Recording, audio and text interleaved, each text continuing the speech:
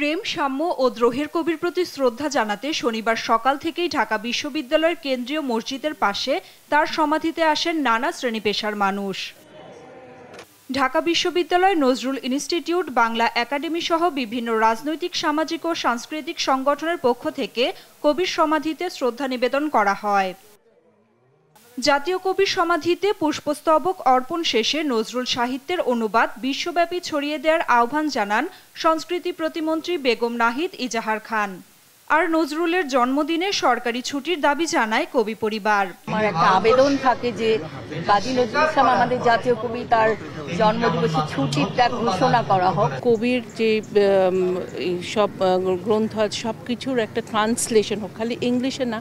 আমরা চাইবো এটা যত আরো ভিন্ন ভিন্ন ভাষায় যাতে ট্রান্সলেশন করা হয়, আর যাতে কবিকে খালি বাংলাদেশ না সারা বিশ্ব যাতে চেনেন। এ সময় বিএনপির জ্যেষ্ঠ যুগ্ম মহাসচিব রুহুল কবির রিজভী বলেন, অবরুদ্ধ গণতন্ত্র আর জেল জুলুমে নজরুলই প্রেরণা।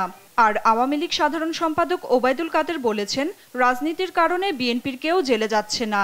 আজও আমরা গণতন্ত্র হারা, অধিকার হারা এক ভয়ঙ্কর স্বৈরতন্ত্রের মধ্যে, রুদ্ধশ্বাস পরিস্থিতির মধ্যে আছি। এই পরিস্থিতির প্রতিটি ক্ষণ, প্রতিটি মুহূর্ত নজরুল আমাদেরকে উদ্বুদ্ধ করছে।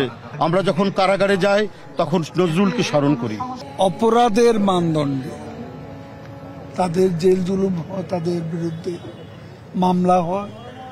এখানে কোনো বিএনপি বা কোনো দলের ব্যাপারে আমরা নির্বাচনের পর নতুন করে আমরা কোনো চিন্তা ভাবনা করিনি।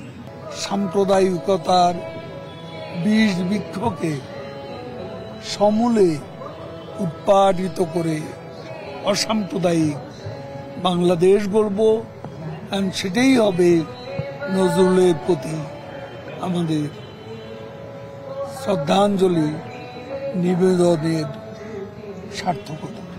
1306 বঙ্গাব্দের 11 জ্যৈষ্ঠ পশ্চিমবঙ্গের আসানসোল মহকুমার চুরুলিয়া গ্রামে বাবা কাজী ফকির আহমেদ ও মা জাহেদা খাতুনের ঘর আলো করে জন্ম নেন কাজী নজরুল ইসলাম। নাফিয়া ফারজানা, দেশ টিভি, ঢাকা।